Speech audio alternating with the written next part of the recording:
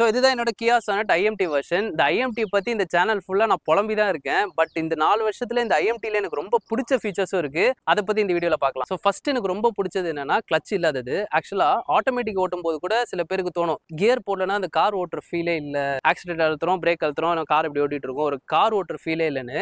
அது வந்து எனக்கு இதில் போயிடுச்சு. எந்த கியரில் போகணுமோ உங்கள் கம்ஃபர்ட்டுக்கு ஏற்ற மாதிரி நீங்கள் கியர் மாற்றிக்கலாம். எவ்வளோதான் பெரிய கார் லவராக இருந்தாலும் அந்த கிளச்சை மிதிக்கிறது உங்களுக்கு பிடிக்காது. ரொம்ப கால் வலிக்கு எவ்வளோதான் மிதிக்க முடியும். ஒரு 1 hour ஒரு டிராஃபிக்ல நிற்கிறீங்கன்னா அதை மிதிச்சு மிதிச்சு மிதிச்சு முட்டியே வலிக்க ஆரம்பிச்சிடும். அந்த தலைவலியும் போயிடுச்சு, கார் ஓட்டுற ஃபீலும் வந்துச்சு. ஸோ இந்த IMT வந்து உங்களுக்கு 2 in 1 மாதிரி கார் ஓட்டுற ஃபீலும் இருக்கும், கிளச்சுக்கான அந்த தலைவலியும் இருக்காது. ஸோ அடுத்ததா ஹில் ஹோல்ட் அசிஸ்ட், அதாவது இந்த ஸ்லோப்லலாம் நிற்கும் போது வண்டி இப்படி பின்னாடி போகாமல் இருக்காது. ஹில்ஸ்ல நிற்கும் போது நீங்கள் கிளச்சையும் அழுத்தணும், பிரேக்கையும் அழுத்திட்டு ரொம்ப கஷ்டப்பட்டு மூவ் பண்ற மாதிரி இருக்கும். பட் இந்த கார்ல அவ்வளோலாம் தேவையில்லை. நீங்க வந்து கியர் போட்டு பிரேக்ல இருந்து ஸ்லோவா கால் எடுத்தாலே அப்படியே மூவ் ஆகும். ஆட்டோமேட்டிக் அளவுக்கு ஈஸி இல்லைனாலும் மேனுவல் அளவுக்கு கஷ்டம் இல்லை. ஸோ மூணாவது வந்து க்ரீப் மோடுன்றாங்க. அது உண்மையிலே அது என்ன மோடு, அது மோடை பத்தி எனக்கு தெரியாது. பட் ஆனால் எனக்கு ரொம்ப யூஸ் ஆச்சு. இப்போ டிராஃபிக்ல நிற்கிறீங்க, மேனுவல் வண்டியில நீங்க வந்து கியர் போட்டா கிளச்சை நீங்க விட்டு அட்ஜஸ்ட் பண்ணிட்டே இருக்கணும். வண்டி மூவ் ஆகிறதுக்கும் மூவ் ஆகாம நிற்கிறதுக்கும் கிளச்சு கண்ட்ரோல் இருக்கும். கியரை நீங்க போட்டு விட்டுட்டா கூட அந்த கிளச்சை நீங்க அழுத்தணும், வண்டி மூவ் ஆனா கிளச்சை ஸ்லோவா விடணும், அந்த மாதிரி பண்ணணும். பட் இதுல அந்த தலைவலியே இல்லை. நான் ஃபர்ஸ்ட் கியர் போட்டு பிரேக்லையும் கால் வைக்க மாட்டேன்,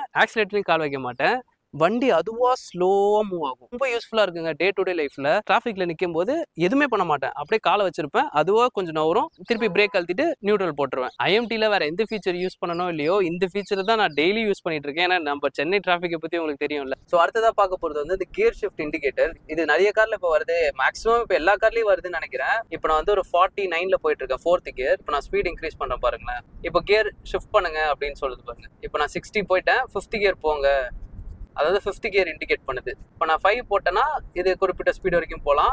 இப்போ 6th மாத்துங்கன்னு வந்துச்சு, இப்போ 6th போட்டேன். இந்த கியர் ஷிஃப்ட் இண்டிகேட்டரை நம்ம ஃபாலோ பண்ணால் கொஞ்சம் மைலேஜ் தரும்னு நினைக்கிறேன். ஏன்னா RPM வந்து ரொம்ப ரைஸ் ஆகவே விடாது, குறிப்பிட்ட ஸ்பீடு வந்தோடனே கியரை மாத்துங்க அப்படின்னு சொல்லும். ஸோ அடுத்ததா பார்க்க போகிறது இன்ஜின் ஸ்டால் ப்ரிவென்ஷன், அதாவது வண்டி ஆஃப் ஆகாம இருக்கிறது.